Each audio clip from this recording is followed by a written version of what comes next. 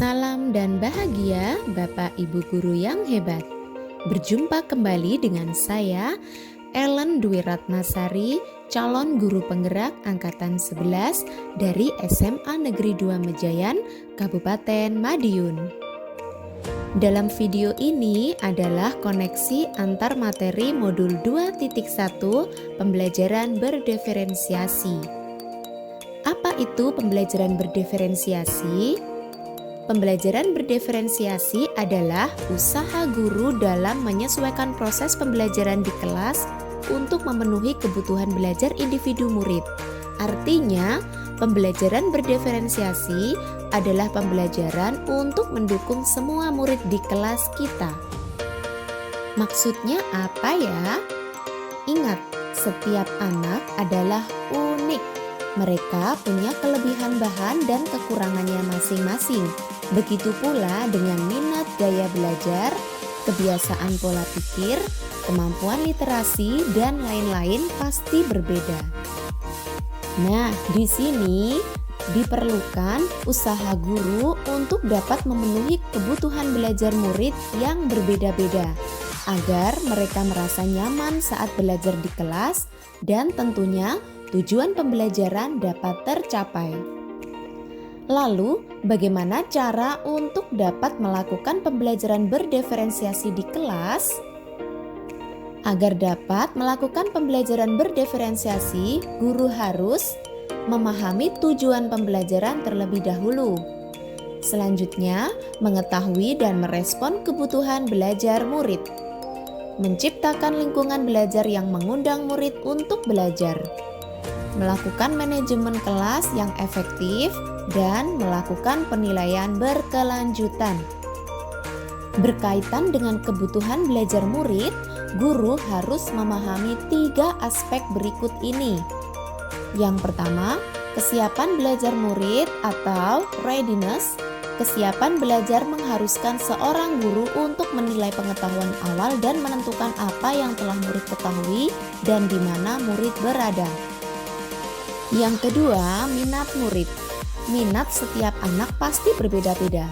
Minat adalah salah satu motivator penting bagi murid untuk terlibat aktif dalam proses pembelajaran. Dan yang ketiga, profil belajar murid.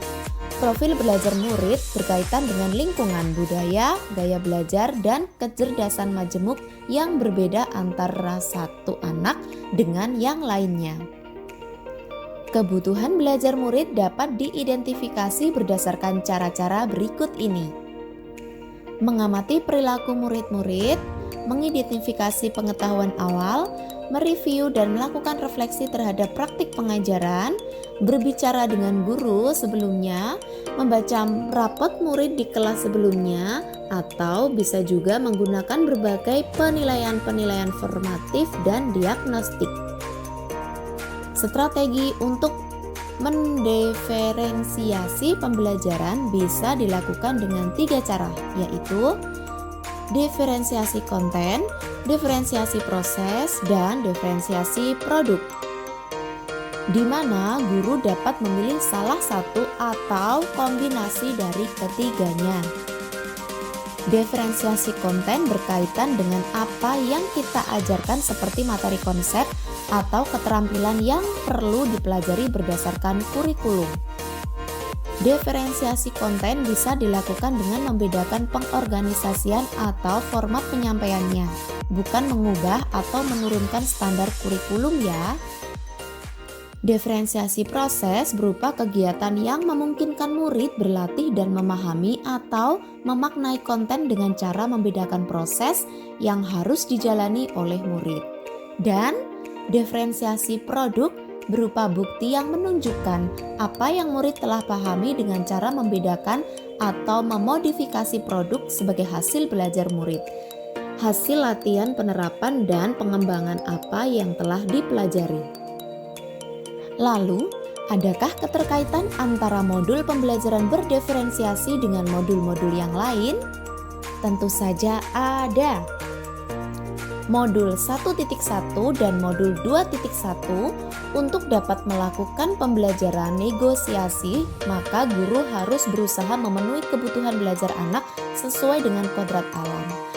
dan juga kodrat zaman berdasarkan filosofi Ki Hajar Dewantara. Dalam modul 1.2 dan modul 2.1.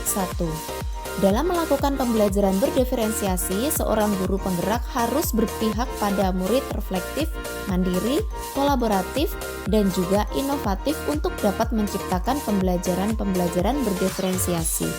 Agar dapat memenuhi kebutuhan murid, dengan demikian seorang guru penggerak dapat mewujudkan kepemimpinan murid dengan menuntun murid merdeka belajar. Hal ini sesuai dengan nilai dan peran guru penggerak. Modul 1.3 dan modul 2.1. Selanjutnya, pembelajaran berdiferensiasi pun dapat menjadi salah satu strategi untuk mewujudkan visi guru penggerak yang berpihak pada murid. Modul 1.4 dan modul 2.1. Dan dalam pelaksanaan pembelajaran berdiferensiasi antara guru dan murid harus ada kesepakatan kelas terlebih dahulu agar proses pembelajaran dapat berjalan dengan baik sesuai dengan nilai-nilai budaya positif. Demikian pemaparan koneksi antar materi modul 2.1 dari saya. Terima kasih dan semoga menginspirasi. Salam guru penggerak.